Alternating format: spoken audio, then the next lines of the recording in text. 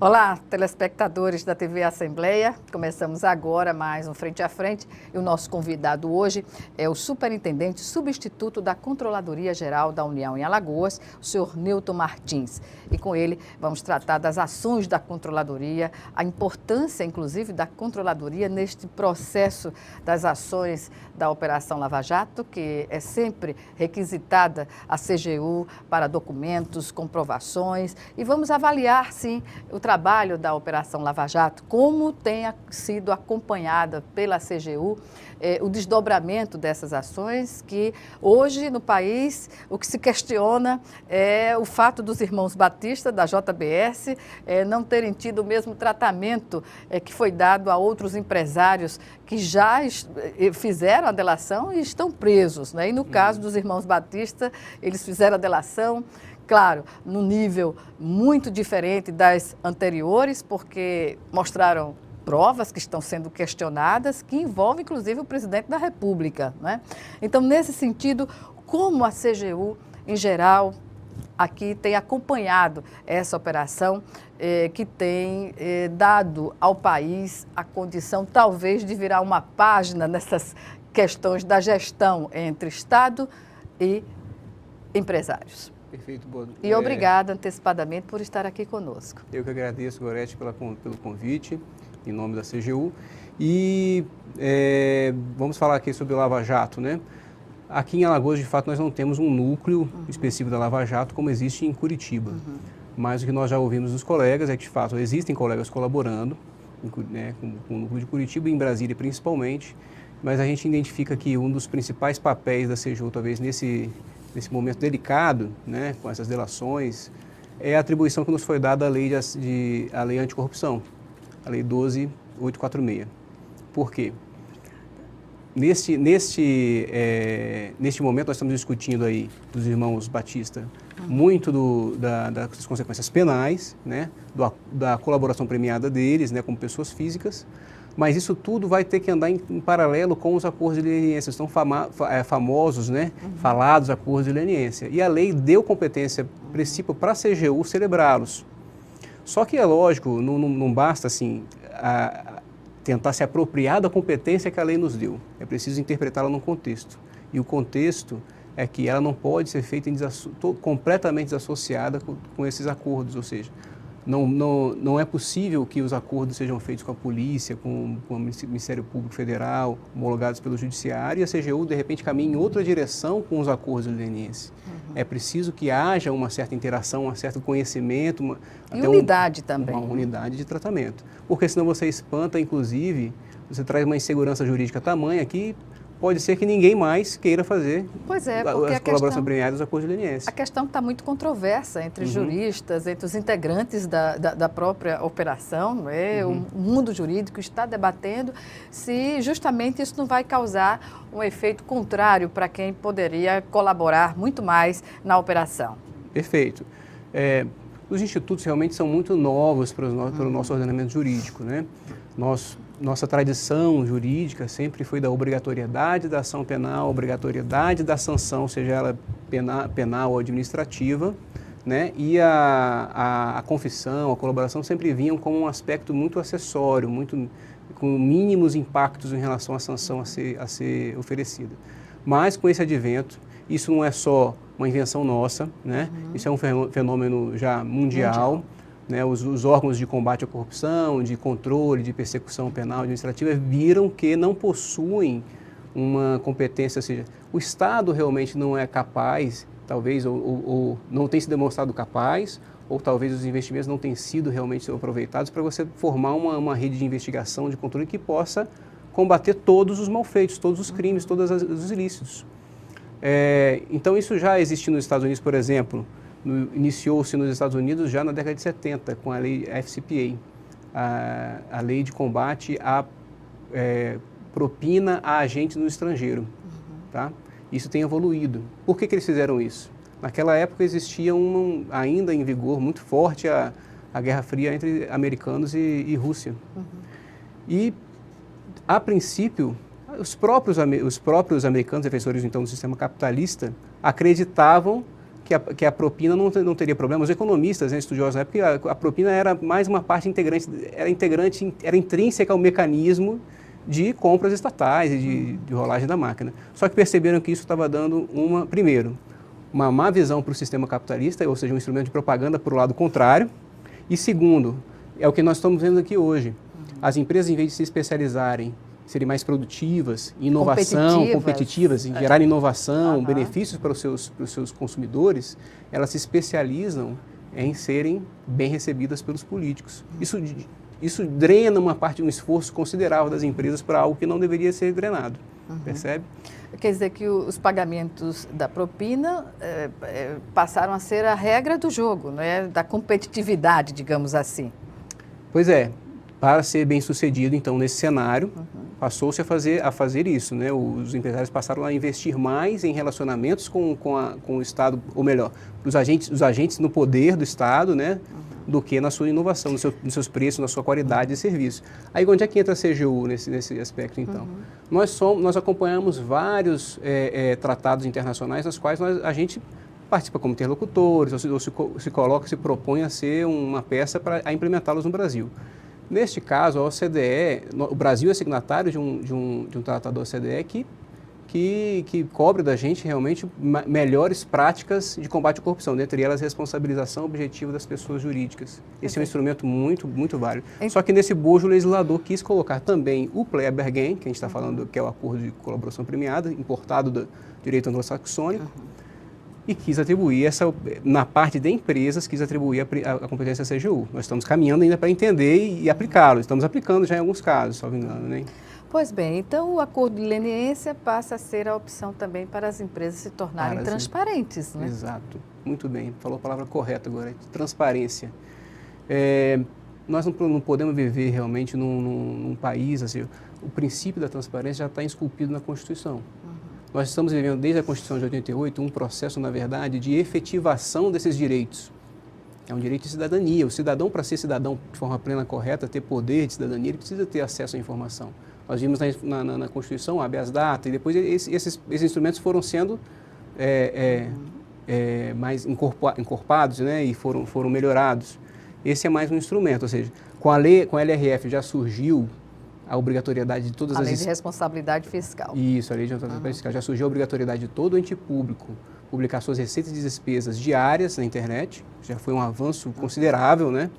E a LAI, nós estamos comemorando, né? Este mês, 5 anos da LAI, é um próximo assunto, né? Pois é, a Lei de Acesso à Informação. Exato. E dar transparência também a essas nossas fiscalizações, auditorias, e quando possível também aos acordos de leniência, quando eles já forem firmados, né, puderem ser públicos, ou as nossas colaborações com a Polícia Federal, também é dever do Estado. Pois é, e o senhor fazendo essa alusão aos Estados Unidos, né, o acordo de leniência ainda não é uma questão de fácil solução, porque lá, nas investigações, encontraram envolvimento de procuradores federais, de agentes, reguladores estaduais e até federais também. Isso é uma preocupação de tratar essa questão cortando a própria carne, não é? Sim, daí a gente vem com outro aspecto, uma corregedoria forte. Nada funciona, a gente percebe assim. Vou explicar mais ou menos como nós estamos funcionando na CGU, para você vai entender a minha maneira de ver. A profissão nos molda, né? Então, a CGU é formada por 4 grandes blocos, 4 grandes secretarias. Uma de fiscalização, uma de ouvidoria, uma de transparência e combate à corrupção e a outra é a corregedoria. Esse caso, de fato, de que o próprio agente público é identificado como corrompendo ou sendo corrompido, precisa ser tratado, em primeira instância, como corregedoria. E, quando necessário, também na esfera penal. Está sendo o caso agora na operação na Lava Jato, ou seja, o próprio Procurador da República foi identificado. Então, ele vai passar por um processo correcional e o ser humano pode se corromper. Então, é preciso que haja esse tipo de instrumento bem estruturado na administração pública. Nós fazemos, inclusive, nós já posso tocar aqui no assunto das cartilhas, talvez a gente pode entrar mais adiante, mas claro. Aos prefeitos, né, e aos agentes públicos municipais, nós estamos, inclusive, posso falar aqui aos prefeitos e agentes públicos municipais, secretários, servidores públicos, nós temos dentro da página da CGU uma coleção Município Transparente. Estamos lançando também, em comemoração esse mês de 5 anos da LAI, né, 3 cartilhas, uma falando sobre 7 passos para implantar a ouvidoria, a outra falando sobre a própria lei anticorrupção, né, como estabelecer a lei anticorrupção e os programas de integridade às pessoas jurídicas, né, e uma falando só sobre corregedoria com 3 níveis diferentes, o básico, o intermediário e o completo. Pois bem, Então, os municípios estão no foco da CGU? Tem sido, realmente, os municípios têm sido um objeto muito forte. Excelente pergunta, Gorete. Por quê? Tem sido um foco muito grande no passado, por meio de fiscalizações, e ações de fiscalização e até ações repressivas. Nós verificamos aqui no estado de Alagoas, nós tivemos desde 2005 aqui, deixa eu contar, 1, 2, 3, 4, 5, 6, 7, 8, 9, 10, 11, 12 operações especiais em conjunto com a Polícia Federal. Na sua grande maioria foram municípios. Por que também, está muito provável? Nós identificamos que, por meio do programa que nós já fazemos há muito tempo, tem tantos assuntos, né? Vamos misturando eles. Tranquilamente. O sorteio de municípios, que agora virou FEF, Fiscalização de Entes Federados. A fiscalização não chega ao município sendo avisada. O município Isso. É surpreendido com a fiscalização. Exatamente. Por meio do sorteio. O conceito do sorteio é esse. Nós pegamos uma expertise tão realmente grande em municípios que foi possível identificar muitas falhas neles, né? Mas, a sensibilidade do atual ministro, Torquato Jardim, é que não basta isso, é preciso também que a gente aprimore nossos instrumentos de auxílio, que já existiam, treinamentos. Claro, porque nesse contexto também existem equívocos, não é? Do ponto de vista dos técnicos das prefeituras. Parte é algo que denota a irregularidade propriamente dita, mas há casos em que pode haver também esse equívoco técnico, não? E a gente, acredito eu, assim, a gente não tem uma estatística formada, mas que na maior parte das vezes o tratamento não é estritamente penal, perfeito? Às vezes a gente não tem esse conhecimento, não sai, porque realmente o que desperta o interesse das pessoas ao ler jornais é o penal. Mas nós temos diversos trabalhos com órgãos federais ou com municípios que não vão para essa seara. Simplesmente vão para, olha, corrija o problema no seu âmbito administrativo, ou talvez até um âmbito correcional, que ainda é administrativo, mas não chega a ter esse tratamento. Então, essas ações, por exemplo, em fevereiro nós reunimos prefeitos de todo o país, em todos os estados da federação, para falar sobre transparência e sobre como a CGU poderia auxiliar, né? Foi lançado o painel de municípios dentro do site da CGU. Então, tanto prefeitos, agentes municipais e população podem acessar o site da CGU e verificar, olha, qual foi o montante do recurso repassado pela União para o seu município, né? Quais foram as operações especiais também que foram feitas em conjunto com a Polícia Federal. Enfim, são diversos dados que podem ser consultados focando no âmbito municipal, para dar informação. A informação tem que ser dada também para o agente público municipal tomar suas decisões corretamente. Nesse caso também as cartilhas vêm nesse sentido, né, nesse diapasão. Pois é. E nesse sentido, o que é que se observa em termos de reincidência, digamos assim, nessas operações? O que é que se verifica mais em ações voltadas para que áreas específicas? Nós fizemos muitas operações na área de merenda escolar. É triste até a gente verificar que há reincidência, né? Se a gente puder fazer talvez uma análise, né, de causas estruturais, posso fazer por alto, não posso dizer que houve um estudo aprofundado, mas aspectos que colaboram, né? A falta de transparência realmente é nas alturas. E o papel como? Cito um exemplo de falta de transparência. Pregão presencial. Por que o pregão presencial não traz transparência? Porque ele não tem uma ferramenta mostrando online o que está acontecendo. Os lances podem ser dados dentro de uma sala fechada. Sob a coordenação de alguém.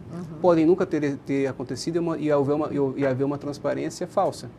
Então, esse é um dos aspectos. E também não existindo a capacitação dos conselhos é importantíssima. Pois bem, eu ia perguntar justamente o papel dos conselhos, né, que estão aí para fazer justamente esse acompanhamento da aplicação dos recursos. Não? Sim. Os conselhos, de fato, eles têm essa atribuição. Mas se eles não tiverem também acesso aos dados, já em várias fiscalizações já detectamos que os conselhos não eram munidos, por exemplo, dos balanços do programa. Mas podem requisitar. Devem, ou das prestações de contas, dos pagamentos. Uma capacitação a eles também teria que ser feita, a capacitação talvez não está chegando corretamente. Um incentivo também, ou seja, salvo engano, só o Conselho do Fundeb possui uma remuneração, o Conselho Tutelar possui uma remuneração. Do Fundeb, não. O Fundeb e os demais conselhos não possuem. Então as pessoas talvez não se sintam tão incentivadas a participar, mesmo que seja por uma pequena remuneração. Simbólica que seja, mas que... e a sua composição também, respeitar a composição paritária. Isso, quando isso não é respeitado, o Conselho realmente se perde, acaba. Mas isso é a essência do Conselho, de ter representação paritária. Há conselhos em que essa representação não é obedecida, não é respeitada? Há conselhos em que a gente identifica que se disfarça de paridade, mas não é. Por exemplo, você escolhe um representante dos pais e alunos, que não deixa de ser pai de aluno, mas que é um membro da administração pública muito ligado à administração. Que vai fazer vista grossa para... Então, é isso que precisa ser realmente, e talvez aí até entre aqui nós já estamos numa casa legislativa, então vamos destacar o papel das casas legislativas municipais, perfeito? Se é papel do Poder Legislativo Municipal fiscalizar o Poder Executivo Municipal, que também, de repente, abra os olhos, né, ou haja para que esses conselhos tenham composição paritária e tenham acesso às informações necessárias para auxiliar o Poder Legislativo local também na fiscalização do Executivo. Perfeito.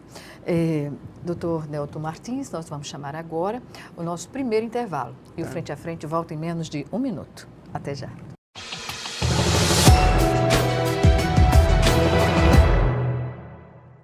Estamos de volta com Frente a Frente, que hoje recebe o superintendente substituto da CGU em Alagoas, o senhor Nelton Martins. E vamos tratar agora, não é, sobre essa questão da celebração dos 5 anos da Lei de Acesso à Informação, que o Ministério da Transparência, Fiscalização e Controladoria Geral da União lançou no dia 16 deste mês uma hashtag 5 anos LAI, não é, para colocar justamente à disposição da sociedade o conhecimento sobre o trabalho da CGU. E aí eu pergunto, diante dessa programação, o senhor já adiantou o lançamento de 3 cartilhas que cumpre esse papel fundamental de instruir a gestão pública a agir dentro do conceito da transparência. E como vai ser ministrada essas palestras, digamos assim, que essas cartilhas vão movimentar o debate sobre essas questões, não? Perfeito, Gorete. As cartilhas servem para instruir, na verdade, elas são cartilhas práticas, não só mostrando os conceitos, mas instruindo os agentes locais a como implementar efetivamente a ouvidoria, a corregedoria e um sistema de controle interno, pelo menos no aspecto de regulamentação e aplicação da lei anticorrupção e dos programas de integridade, perfeito? Por que nós estamos lançando essas cartilhas? Nós estamos aproveitando realmente os 5 anos da LAI. A LAI entrou em vigor em 16 de maio de 2012.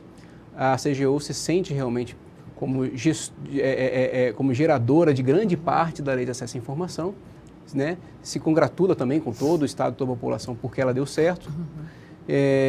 Foi feito o lançamento dessa coleção já na 20ª Marcha dos Prefeitos a Brasília, no dia 18. O ministro apresentou as propostas, a cartilha, apresentou também a 3ª versão da Escala Brasil Transparente, né? Que é um índice que mede quão transparente é, pelo menos na parte passiva, né? Acho que não sei se nós já falamos no primeiro bloco. Não. Sobre a diferença entre a transparência passiva e a transparência ativa. Qual é a diferença? Vamos lá. A transparência ativa é aquela em que o cidadão não precisa provocar por meio de manifestação alguma o Estado, o agente público, a administração pública para obter informação. São os famosos portais da transparência. Ou, em algum conceito mais especializado, dados abertos também, ou seja, as pessoas, os profissionais, os entusiastas de tecnologia da informação que querem mexer com os dados, fazer inferências, identificar padrões, também podem requisitar que esses dados estejam nesse formato de Open Government. E o portal da transparência é destinado a todo cidadão, para ter facilidade de implantação, ou seja, o portal da transparência do governo federal, o portal da transparência do estado de Alagoas também, que está no ar, funciona muito bem. São exemplos de transparência ativa. A transparência passiva é aquela em que o Estado se coloca como a entidade passiva, mas é provocada pelo cidadão. Pela ouvidoria, por exemplo? Por exemplo, a ouvidoria, mas mais no sentido de... A ouvidoria ela é um canal de reclamação, de sugestão, de elogio, né? Ou de denúncia. Ela pode até servir como um canal de uma via só, uma denúncia, por exemplo, anônima. Mas na lei de acesso à informação, não. É também um sistema semelhante, mas ele funciona... Específico. Específico, da seguinte forma: eu quero que o Estado me dê uma informação.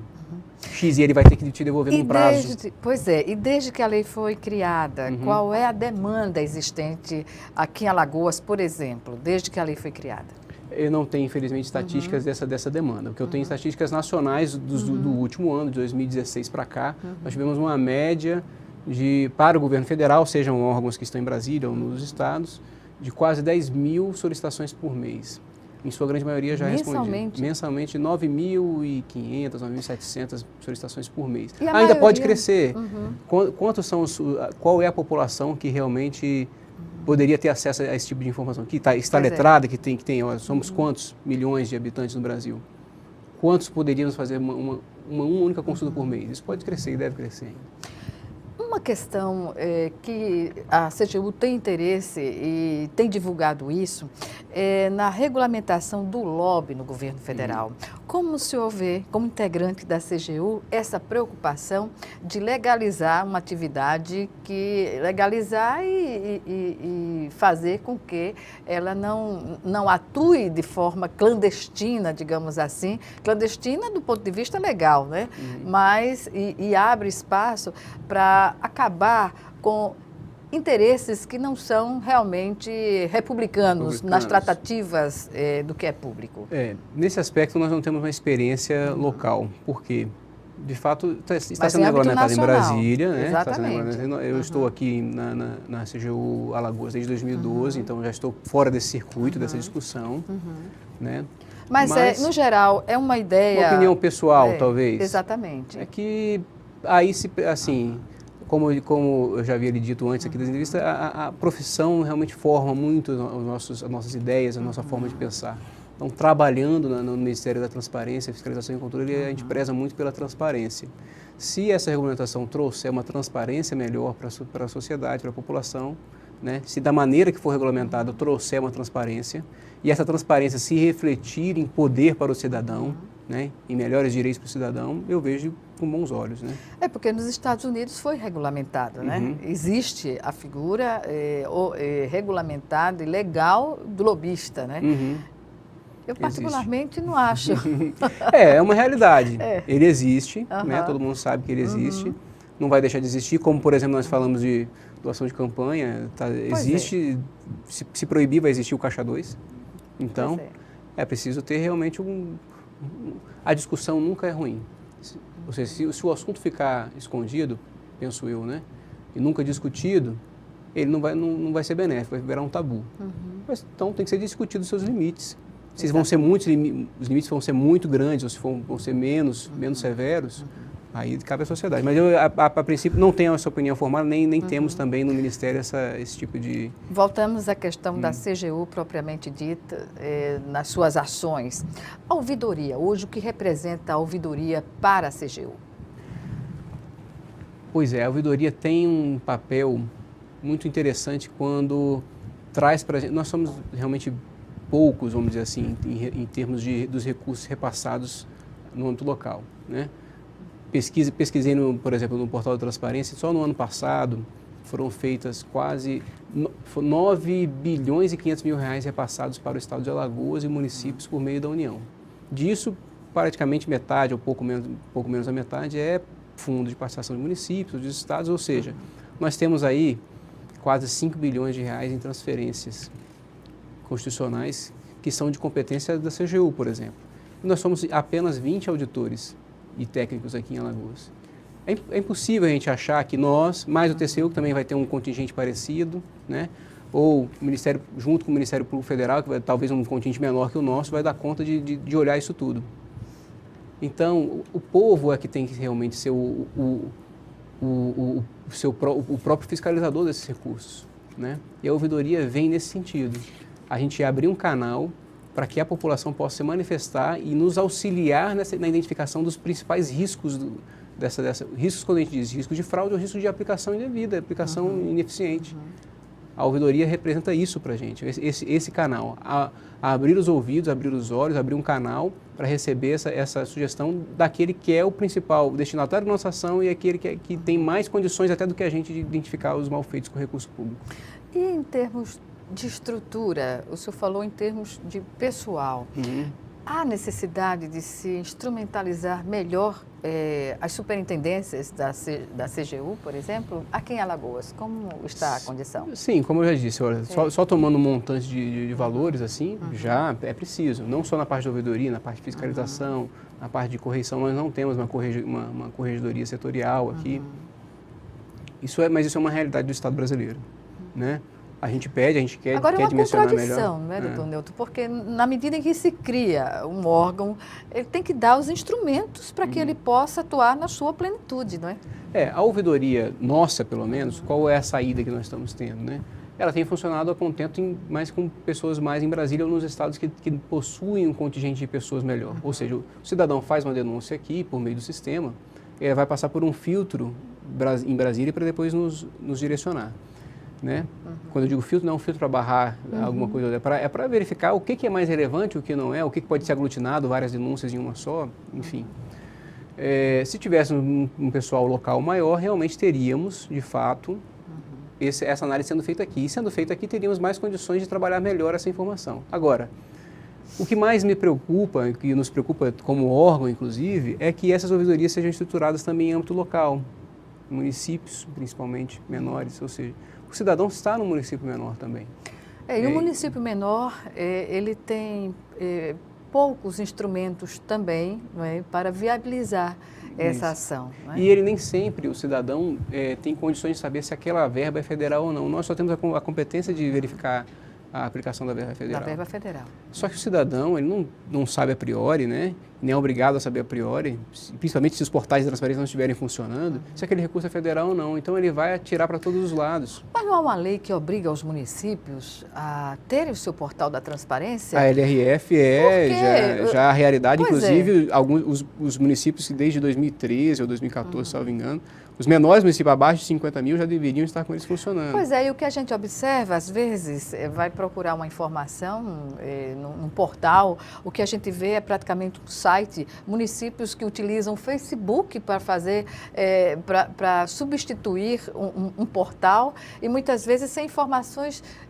nenhuma que interesse do ponto de vista do que a gente está falando, mas sim uma divulgação de potencialidades turísticas e vai por aí. Mas nisso o Ministério Público Federal tem atuado. Nós atuamos mais na verificação da transparência passiva. Nós acabamos especializando, cada um tomando conta de verificar um aspecto, né? A CGU verificou os aspectos da transparência passiva por meio da escala Brasil Transparente, em que o Estado de Alagoas e o município de Maceió tiraram ótimas notas, né?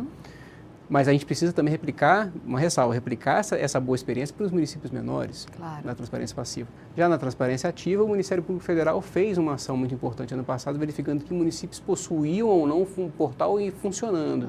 E aqueles que não possuíam foram objetos de ação civil pública ou até de termos de ajustamento de conduta, estão sendo cobrados. E há municípios ainda nessas condições. Há municípios nessas condições e, creio eu, vão ser ainda cobrados pelo Ministério Público Federal por isso. E eles também correm o risco, vou até dizer, de terem mais chances de cair numa fiscalização nossa, a CGU, por exemplo. Por essas práticas, né? Sim, porque quando nós fizemos a mudança do programa de sorteio de municípios para o FEF, que é a Fiscalização de Entes Federativos, no sorteio o aspecto era pura e simplesmente aleatório, sorteio, para tentar dar um caráter de amplitude, ou seja, de imprevisibilidade da ação, né, da fiscalização. Mas a gente verificou ao longo do tempo que a nossa capacidade operacional também não dava para abarcar todos os municípios. Nós agora com o FEF já estamos esse ano na 4ª edição do FEF, né? Depois de ter virado o sorteio para a FEF. E nele nós temos aspectos também de risco, de matriz de risco. E um dos aspectos a entrar na matriz de risco é, de fato, a transparência do município. Ou seja, se o município é pouco transparente, ele acaba recebendo mais chance de receber uma fiscalização, não que seja ruim. Isso vai na contramão justamente. Não que seja ruim você receber a fiscalização da CGU. Claro. Mas realmente é um pouco incômodo e a gente vai tentar preservar o interesse do cidadão. Se a transparência não está ocorrendo, nós vamos lá tentar dar um olhar mais próximo. Ou seja, há um padrão de transparência que todos os municípios, que todos os entes federativos devem se adequar, sim. Né? Devem procurar se adequar. Pela LRF, que disciplina que todas as despesas e receitas diárias têm que ser publicadas na internet, pela Lei de Acesso à Informação, que obriga não só um sistema de ouvidoria, um sistema de ELAI, que recebe um pedido de acesso à informação e responde por meio da internet, mas também um local físico de atendimento ao cidadão, informações no site da Prefeitura de como fazer isso. Há prefeituras que não se consegue nem a informação, não é? Que pois não é, bom, mas faz parte também do caráter federativo, né, do Estado brasileiro. Tentar replicar boas práticas executadas, já consolidadas no âmbito federal e agora já, por exemplo, em grandes municípios, capitais, Maceió, Alagoas, para os entes menores. Aprender uns com os outros, isso é importante. Pois bem, ainda sobre esse assunto a gente vai abordar no próximo bloco. E a gente chama agora o nosso intervalo para o último bloco do Frente a Frente. Já, já.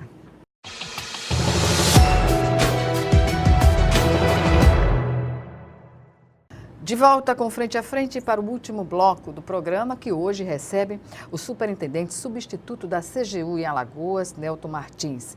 Senhor Nelton, na próxima segunda-feira, o senhor estará junto com os técnicos da CGU, na AMA, na Associação dos Municípios Alagoanos, para lançar essa terceira versão da Escala Brasil Transparente e comemorar dados que o senhor já adiantou no bloco anterior, né? Como está Alagoas, os municípios nesse contexto, no geral, aqui no estado.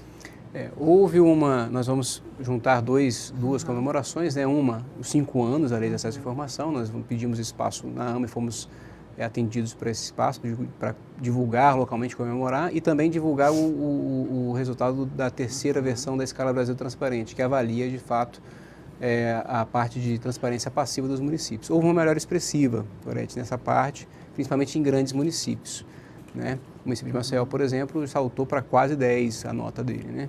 Mas existe ainda a necessidade de melhorar nos pequenos, ainda existem alguns municípios com notas muito baixas, e esse aspecto é importante, verificar o que deu certo nos municípios que aumentaram a sua nota e tentar replicar essa experiência nos municípios que tiveram a nota ainda muito baixa.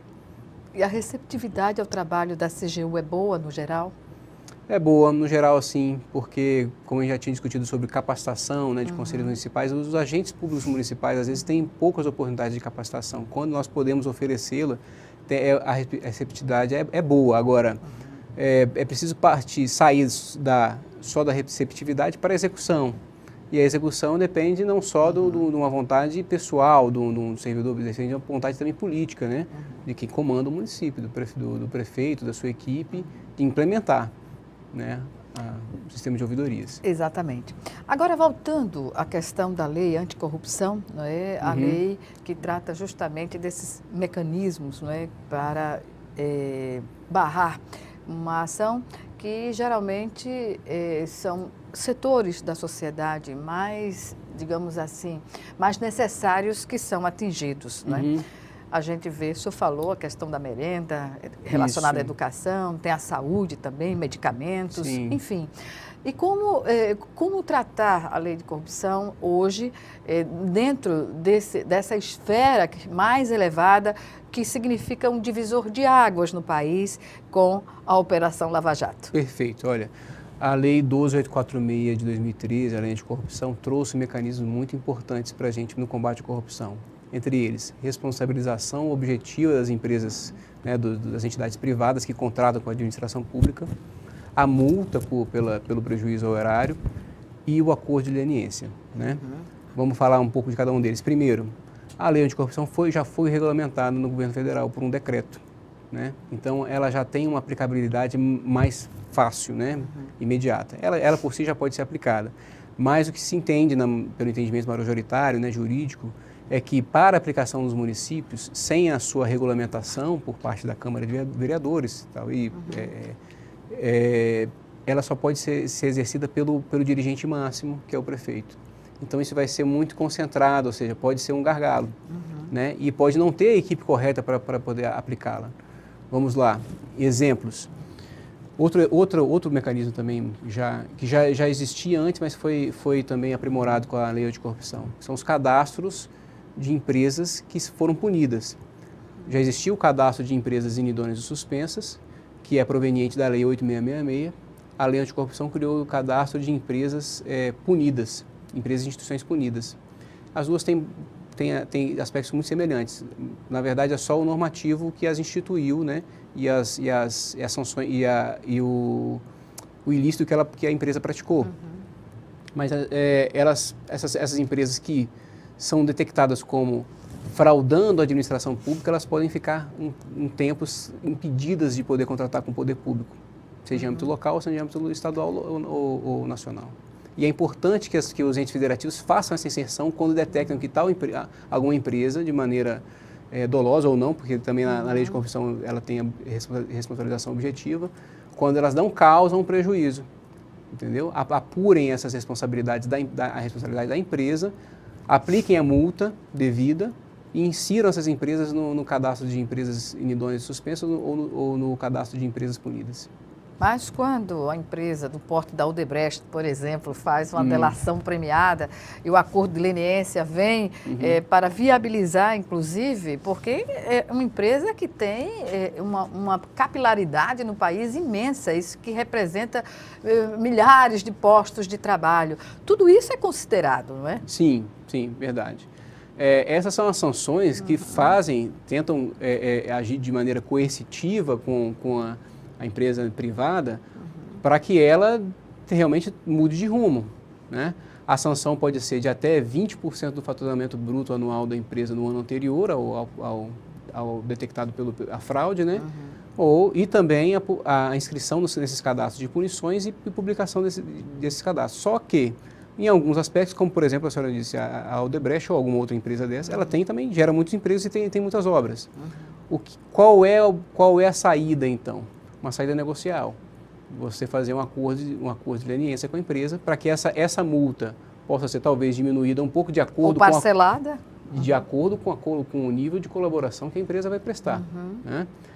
Que ela institua dentro da sua organização um programa de compliance efetivo, ou seja, um programa dentro da própria empresa privada de prevenir e evitar fraudes. Exato. E para que ela também não seja inscrita nesses cadastros, para que ela possa continuar sendo contratada pela administração pública. Então, são instrumentos para que a empresa tome outro rumo. Se a empresa não quiser, de fato, tomar esse outro rumo, ela vai tomar todas as penalidades que a lei determina.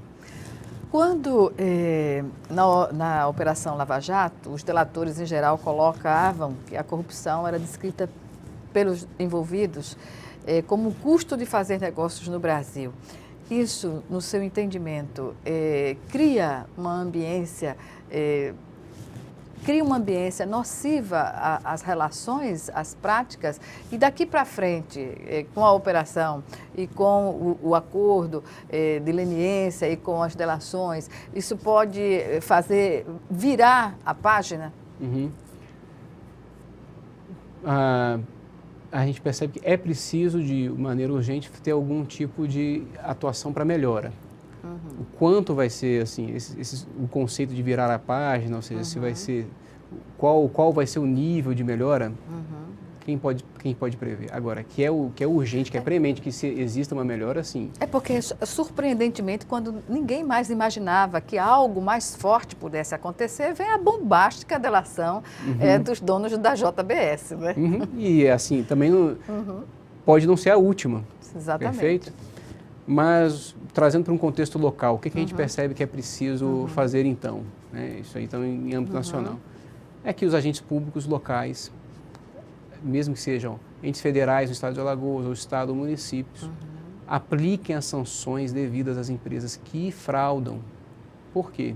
Ao fazer isso, a gente começa a tentar tirar do mercado essas empresas que não estão querendo realmente ser produtivas, oferecer serviço de qualidade, no preço correto, auxiliar realmente a administração pública no seu mundo na otimização da sua ação. Exatamente. Se nós, agentes públicos, não aplicarmos esse tipo de sanção, eles vão, fica barato.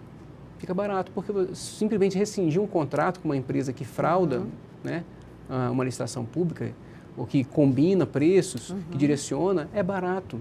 Não tem um custo para ela. Mas é um barato que sai muito caro para a população. Então, nós temos que passar a fazer a população passar cada vez mais a se apropriar dos seus instrumentos de cidadania, que são a ouvidoria, a lei de acesso à informação, portal da transparência, acionar os entes de fiscalização, de controle da administração pública e os agentes de controle e também o próprio Poder Executivo, por meio das suas comissões de licitação, por meio a sua área administrativa, passar a aplicar essas sanções e comunicar realmente quando casos mais graves precisam de ser apuradas as falhas penais de algumas e aplicar também a correição nos agentes públicos. Senhor Newton Martins, superintendente substituto da CGU aqui em Alagoas, eu agradeço. Infelizmente, nós chegamos ao final do programa e eu agradeço mais uma vez a sua participação. Só lembrando, hashtag 5 anos LAI. Hashtag 5 anos minúsculo, LAI, L-A-I, letras maiúsculas. A lei de acesso à informação. De acesso à informação que está aí disponível para a sociedade em geral. Obrigada mais uma vez e até uma próxima oportunidade. Eu agradeço. Obrigada a você que nos assistiu e até o nosso próximo encontro aqui, frente a frente.